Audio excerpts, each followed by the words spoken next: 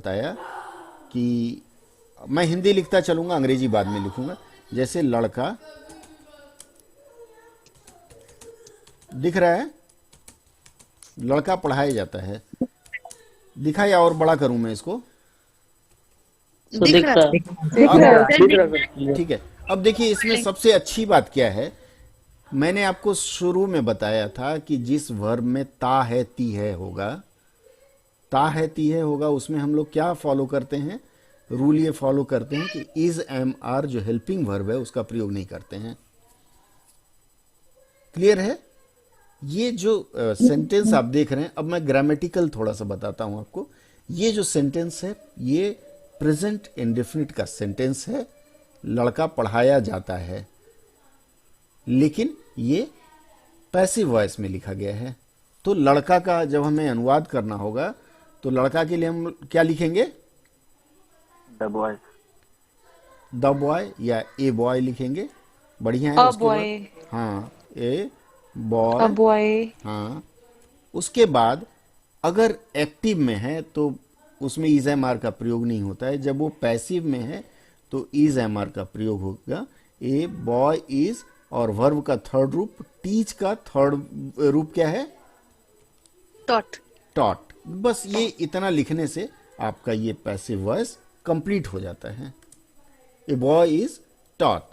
लेकिन जैसे आप में से किसी ने बताया किताबें छापी जा रही हैं, तो आप लोगों ने कहा कि book is being published. Being का मतलब मैंने आपको बताया था, बीइंग का मतलब होना पाया जाता है। और ये पढ़ाया जाता है की जगह अगर यहां जा रहा है,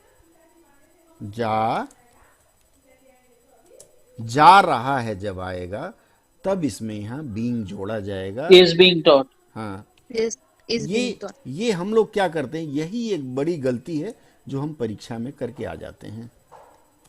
ठीक है, समझ में आया? जितने लोगों ने आप में से इसको बीइंग टॉट बोला, मैंने क्या बोला? किताबें छापी जा रही है, तो आप लोगों ने कह दिया बुक्स आर बीइंग पब्लिश्ड।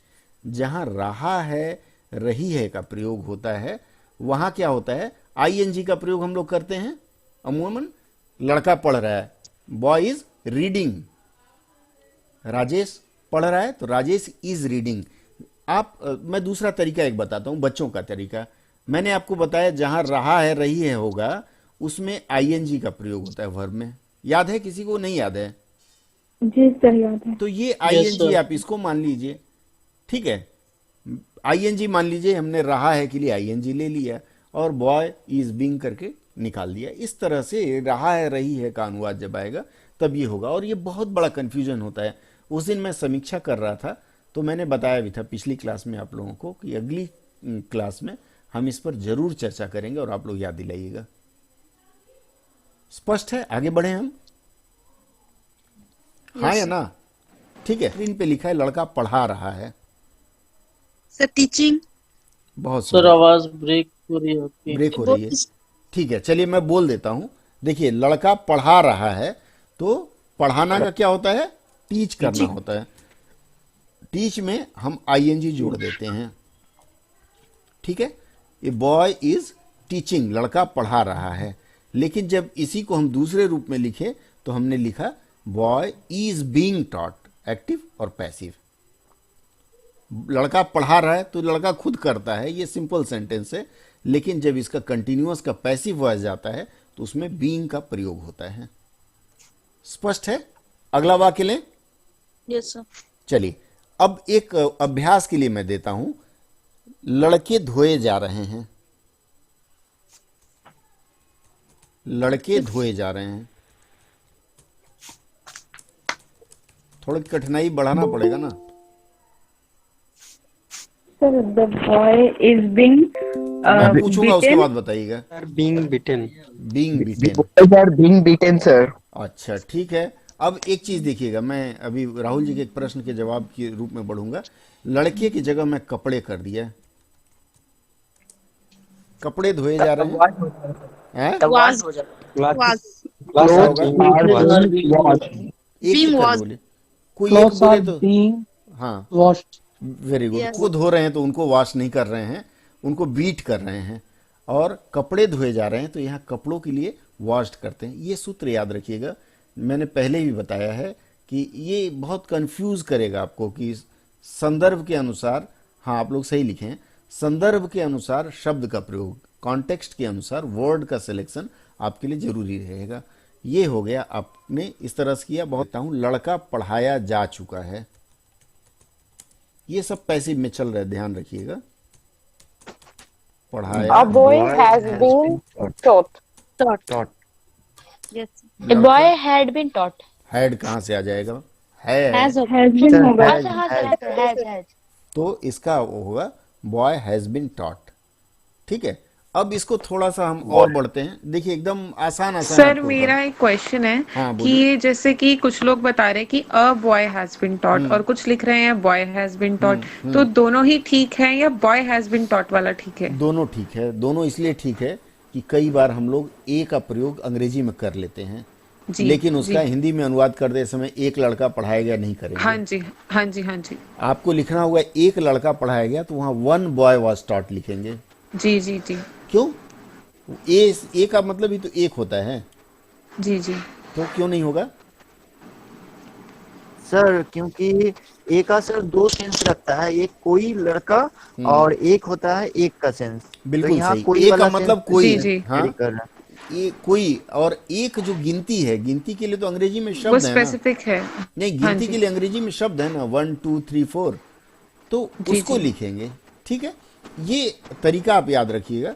इसके बाद मैं जी, एक और वाक्य आपको देता हूं। कपड़े धुल चुके हैं, कपड़े धुल चुके हैं। Clothes has been washed. Both his has been Clothes have been हाँ। washed. Clothes has been washed. Clothes has been washed. हाँ, वहां हैव होना चाहिए, क्योंकि कपड़े है ना, मोर देन वन कपड़ा है, तो वहां हैव का प्रयोग होगा। ठीक है, और कपड़े धूल में मिल चुके हैं।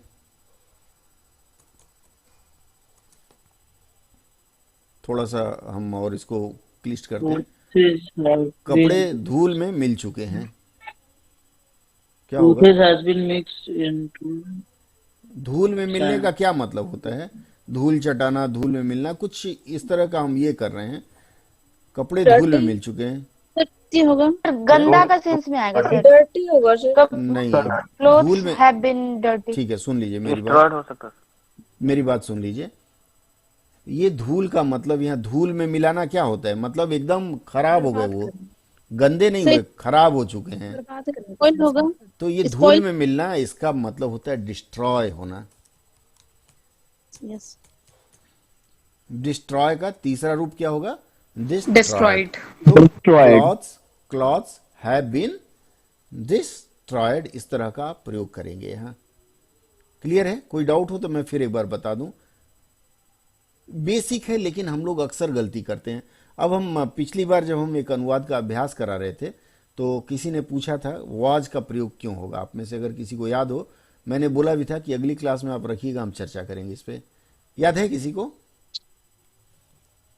नहीं याद है? ठीक है, चला गया। कुछ इस तरह का हमने वाक्य का प्रयोग किया था। जैसे मान लीजिए, याद है किसी को? नहीं याद है? हिना जी, आपके बैकग्राउंड से आवाज आ रही, प्लीज ऑफ कर लीजिए। ठीक है, सर एक सेंटेंस आया मेरे दिमाग में, उसका क्या होगा? हाँ बोलिए। जैसे चटाई जल के खाक हो चुकी है। चटाई जल के खाक हो चुकी है। खाक हो चुकी है। अब देखिए, कौन बताएगा इसका? आप में से कोई बताए? कोई बताए इसका? बहुत क्लासिकल अनुवाद होगा इसका। हेलो। हाँ बोलिए। चटाई has been destroyed by fire. और कोई? Chटाई has been fire. Mat has been burned into ashes. अच्छा, और कुछ? जल के खाक होना। आप जब बोल रही हैं मैट, ठीक है मैं बोलता हूं। अब आप लोग अपनी डायरी में लिख लीजिए। Mat has been burned to ashes, मतलब इसका मतलब है कि ये किसी के द्वारा, सब्जेक्ट छुपा हुआ है, ऐसा नहीं लगता? ठीक है, यहां अपने से जली है, और हैज बीन बर्न्ड अगर हम बाई लिख देते हैं तो एक कर्ता आ जाएगा उसमें। चटाई जल के खाक हो चुकी है, तो अगर हमको ये करना होगा तो हम इसका लिखेंगे द मैट